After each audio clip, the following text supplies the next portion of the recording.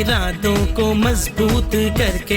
600+ responses हमें receive हुए थे बलूचिस्तान यूथ की तरफ से, और आज हमने शॉर्ट लिस्टिंग का प्रोसेस कंप्लीट कर दिया। आओ के हम आप अपना सब। बलूचिस्तान से जो नौजवानों को इस्लामाबाद शिरकत के लिए बुला रहे थे, हमारे लिए बहुत मुश्किल हो गया था कि हम किन उम्मीदवार को इस्लामाबाद बुलाएं और किन को ना बुलाएं। हमारी पूरी टीम ने प्रॉपर मेरिट को देखते हुए कुछ मेंबर्स को शॉर्टलिस्ट किया जिनको हम इस्लामाबाद बुलाएंगे। सितारों से आगे जहां और भी है। हमने जो क्राइटेरिया सेट किया हुआ था उसको स्ट्रिक्टली हमने फॉलो करना था, ताकि जितना भी प्रोसेस है वो ट्रांसपेरेंट रहे। 3-4 घंटे की एफर्ट्स करके हमने कुछ 6-7 बंदों ने मिलके शॉर्ट लिस्टिंग कर लिया। हम अपने बलोच बहन और भाइयों को होस्ट करने के लिए बहुत ज्यादा एक्साइटेड है।